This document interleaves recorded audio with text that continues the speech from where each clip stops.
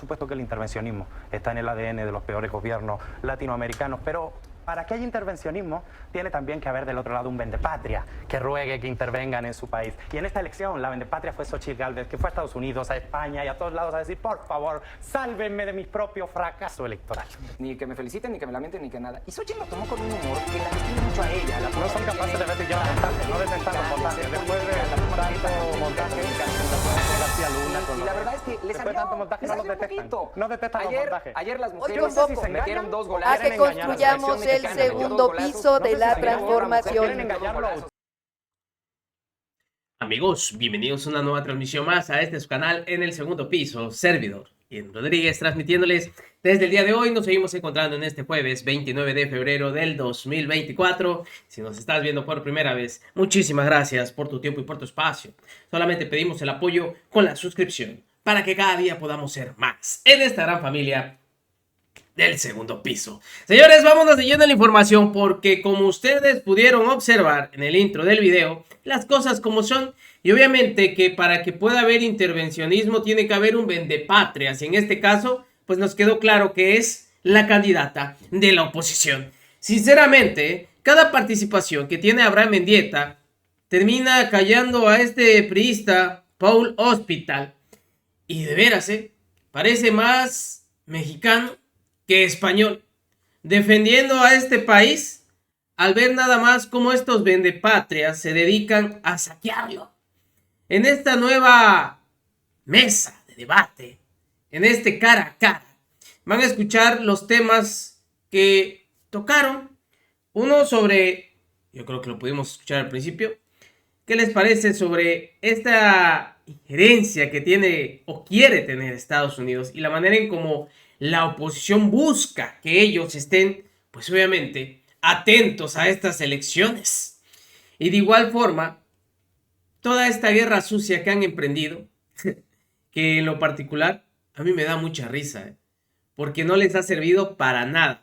Vemos a una candidata de la oposición descolocada, haciendo el ridículo cada vez que puede.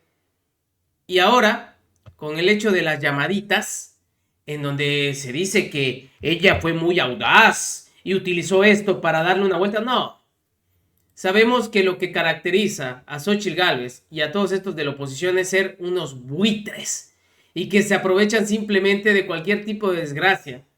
Pero desafortunadamente siempre les va mal. Uno, cuando era precandidata de esta pues alianza e inició ahí en Acapulco, en donde había sucedido o había desafortunadamente pasado el huracán Otis, y la señora fue a aprovecharse de la tragedia. Ahora, con el hecho del ataque hacia, según ella, hacia las mujeres, utiliza lo de las llamadas. Y no nos vamos a ir muy lejos todavía. El día de mañana va a iniciar su campaña presidencial en Fresnillo, Zacatecas, otra vez aprovechándose simplemente de esta situación. ¿Cuál es? Pues ya lo sabemos. El querer utilizar temas importándole poco lo que suceda con las personas, pero ella quiere sacar raja política.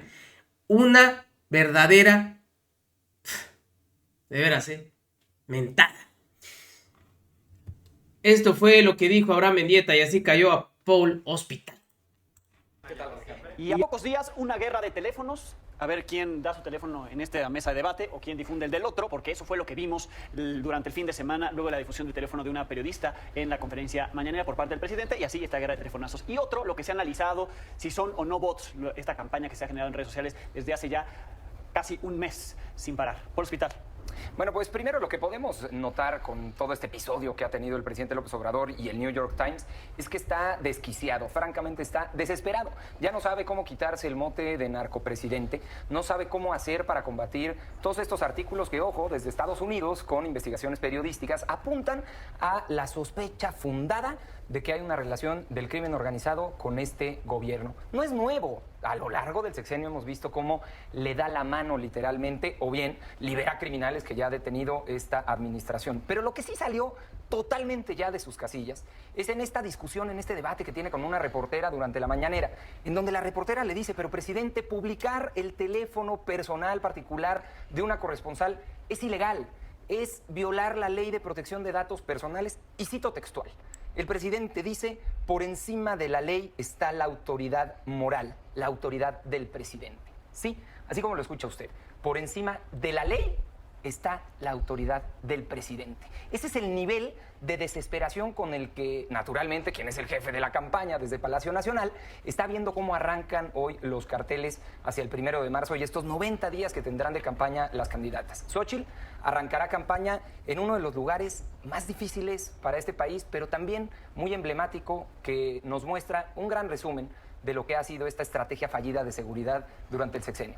Esta estrategia de abrazos y no balazos, que no es más que dejar hacer, dejar actuar, dejar crecer al crimen organizado, hoy tiene a Fresnillo, Zacatecas, como una de las ciudades más inseguras de México. Hoy 97 de cada 100 habitantes de ahí se sienten inseguros. Seguramente los otros 3 son los malandros que gobiernan. Tiempo, 2 minutos de inicio, Abraham. Pues Zacatecas estaba gobernado hasta 2021 por el partido de Paul. Hoy los índices de violencia son un poquito más bajos que en ese entonces, pero falta mucho para hacer. Yo creo que el tema se centró en el número de teléfono de la reportera, porque la verdad es que el reportaje estaba bastante vacío. Lo único que dice es que le buscaron a López Obrador vínculos con la delincuencia organizada, que no los encontraron y que cerraron la investigación. Eso me lleva a pensar que los que están desquiciados, como decía Paul, o los que están desesperados, que creo que es más útil en términos políticos, son los opositores. Como no han conseguido construir nada de valor, estos 5 años se lanzan con ataques mezquinos, con insultos contra el presidente, contra su base social, intentando rememorar esa campaña tan famosa del López Obrador, un peligro para México, que nos iba a convertir en Venezuela, que se iba a reelegir, iba a cambiar la Constitución para reelegirse. Bueno, 5 años después de eso absolutamente nada ocurrió. Intentan rehacer esa campañita y suman como fichajes a Javier Lozano, a Cordero, a Gil Suárez, como si aportasen algo nuevo, ¿no? Yo veo una oposición muy vacía, en franca decadencia, Morena muy alta en las encuestas, 30 puntos arriba, el país funcionando bien, con rumbo por primera vez en muchas décadas, la economía creciendo por encima del 3%, mucho más alto que la media de la región, el salario medio de los trabajadores mucho más alto. Hoy vemos un país que tiene grandes retos por delante y sin lugar a dudas la seguridad es uno de esos grandes retos, pero vemos un país con rumbo, vemos un país con dirección, mientras la oposición aún no ha encontrado, primero, cómo conectar con la ciudadanía, con el pueblo de México, y segundo, cómo aportar un proyecto alternativo de nación al que construyó el licenciado Andrés Manuel López Obrador, que hoy tiene más de un 70% de apoyo ciudadano en este país hermoso. Tiempo, réplica, Paul. Nada más para cultura general y para que no les mientan como todas las mañanas, en Fresnillo, Zacatecas, lamentablemente lo que va de este sexenio ha crecido 121% los homicidios el dolosos. Estado de Zacatecas ustedes lo gobernaban hasta 2021. Aquí el señor dice que estaba peor, pero los datos duros del propio gobierno, de la administración de López Obrador, marcan un crecimiento de 121% en homicidios dolosos. Entonces, querer negar la situación de seguridad que vive este país es verdaderamente esquizofrénico. Yo no sé si lo que dice Claudia Sheinbaum de este segundo piso de la transformación se refiere justamente a que vamos a pasar de aquellos malandros que financiaban campañas a que ahora el crimen organizado imponga candidatos. Y si no, solamente vea lamentablemente lo que sucedió ayer en Michoacán, en donde a 2 aspirantes alcalde de un municipio los mataron. Hoy el crimen organizado no solamente está metido en las campañas en materia financiera, sino que quiere imponer a sus propios candidatos. Habrá primera réplica, 1 minuto. Sí, me queda claro que son de memoria corta en la oposición. Les reitero, el Estado de Zacatecas estuvo gobernado hasta 2021 por el PRI, el partido que Paul, que mi interlocutor representa. Es lo que les digo, la oposición está en una versión muy violenta de sí misma. No han encontrado camino para crecer en las encuestas, no han encontrado cuadros solventes, personas decentes que presentar en sus listas, no han encontrado un proyecto alternativo de nación, algo distinto que presentarle a este país como proyecto después de haberlo gobernado ininterrumpidamente por los últimos 90 años, y definitivamente están en un modo muy violento. Siempre lo dijo López Obrador, el PRI y el PAN son lo mismo, y tan son lo mismo, y tan López Obrador llevaba razón, que hoy se presentan juntos a las elecciones. Intentan reeditar, el López Obrador es un peligro para México y vamos a hacer Venezuela y se va a reelegir, pero ya vimos que no. La estrategia opositora fue un fracaso. Morena hoy va 30 puntos arriba en las encuestas con la doctora Claudia Sheinbaum. Tiempo, y te pediría, Paul, si podemos también abordar a los dos, pero en esta contrarréplica, el tema de seguridad, porque tocabas justo el asesinato de dos candidatos ya, iban a ser candidatos allá en Marabatío,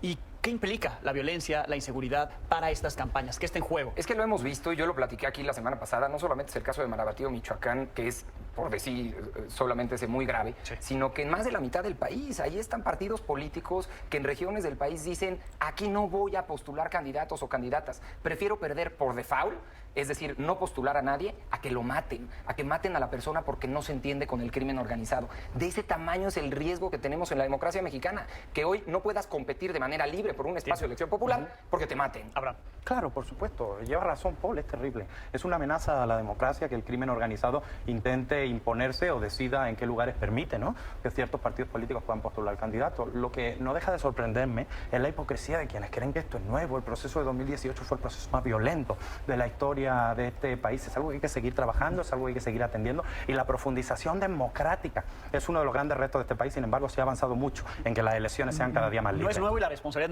no es de uno o del otro, pero lo que es un hecho es que el crimen está interviniendo. Pero lamentablemente, para cómo va la estadística, 2018 va a quedar muy por debajo en términos de violencia a las candidatas y candidatos. Esperemos que no. Ahí está el informe de Esperemos que Integralia, donde te habla que en 15 entidades de la República, 15 de 32, Abraham, es la mitad del territorio nacional, hay un alto riesgo de que el crimen organizado se meta en las campañas. Y donde hay un altísimo riesgo, donde se está saliendo de control, es justamente en Guerrero, Michoacán, Chiapas, Morelos, Colima, en Jalisco. Ahí está metido el crimen organizado, pero también porque este gobierno sacó las manos, los dejó actuar, los dejó crecer, dejó de incautarles, dejó de golpearlos, y hoy están metidos en las elecciones imponiendo candidatos, quitándonos la libertad y la democracia de elegir a quien nos quiere representar. Escucha, está muy bien tu discurso. El problema es que ustedes tienen muy poca memoria y que ustedes olvidan que la delincuencia y el crimen organizado echó raíces en este país cuando gobernaban ustedes. O sus aliados del Partido Acción Nacional, que tienen hoy en Estados Unidos en la cárcel a Genaro García Luna, secretario de Seguridad por narcotraficante. Ustedes fueron la puerta de entrada del crimen organizado a la política mexicana. Y es algo que va a tardar tiempo en arreglarse. Pero mira, hay una diferencia. Dándole la mano a hay una diferencia. Y es que ya no gobiernan los narcos se va a tardar mucho como cuando más. gobernaban ustedes. Y se va a tardar mucho más en arreglarse si le siguen dando la mano a la madre del crimen organizado, si siguen parando las incautaciones de drogas, si siguen sin perseguir a los criminales. Esto solamente es una muestra más de cómo ha crecido el crimen organizado en nuestro país, se ha metido en el espacio público, y a usted y a mí nos están quitando la posibilidad no solamente de votar, sino el día de mañana de ser votados. Si usted quiere cambiar su comunidad, su entorno, su municipio porque algo le duele, el día de mañana no va a tener la libertad de postularse a un cargo de elección popular porque va a tener el enorme riesgo de ser asesinado por el crimen organizado. Eso es lo que vivimos ayer en Marabatío, Michoacán, y eso es lo que se está viviendo en 15 de 32 entidades de este país. Negarlo es complicidad.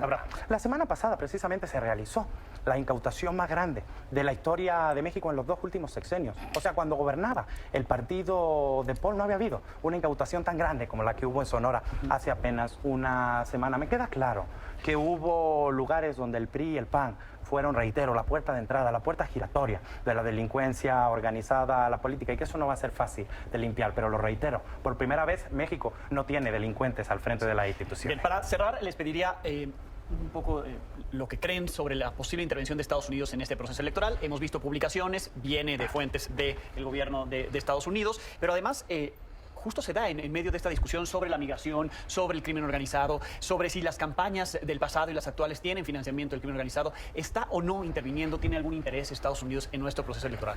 Me parece que siempre va a haber un interés de parte de nuestro vecino del norte y de su principal aliado comercial sobre las elecciones que sucedan en nuestro país, pero de ahí a estas teorías del intervencionismo norteamericano a favor de uno o de otro candidato, o campañas pagadas en redes sociales de millones de dólares que provengan de gobiernos extranjeros, ya me parece un poco de estas teorías de conspiración que quieren explicar el mal presente que tienen y el mal ritmo con el que van arrancando esta campaña el próximo 1 de marzo. Les han metido unos golazos, la verdad, a la campaña, pre-campaña de Claudia, y están un poquito descolocados. Eso es lo que sucede. A ver, si los Estados Unidos no intervinieran en procesos democráticos, no serían los Estados Unidos. De ahí sale la Operación Cóndor en los 70, donde asesinaron a 100.000 militantes de izquierda democrática a lo largo de América Latina. Por supuesto que el intervencionismo está en el ADN de los peores gobiernos latinoamericanos, pero para que haya intervencionismo, tiene también que haber del otro lado un vendepatria que ruegue que intervengan en su país. Y en esta elección, la vendepatria fue Xochitl Gálvez, que fue a Estados Unidos, a España y a todos lados a decir, por favor, sálvenme de mi propio fracaso electoral.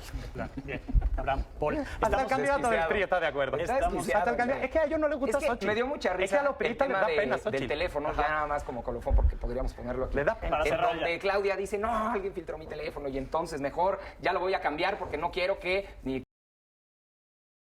No, bueno, pues ustedes qué opinan, ¿qué ganó este debate? Sinceramente, y yo lo veo, hay una oposición que simplemente su único argumento es el crimen organizado. Y lo más ridículo es que con ellos fue que simplemente se desató todo esto. No, bueno, ayúdense poquito. Simplemente son lo más desagradable que hay en la política. Y lo más trágico, que eso van a utilizar como estandarte para iniciar su campaña. No, bueno, están acabados.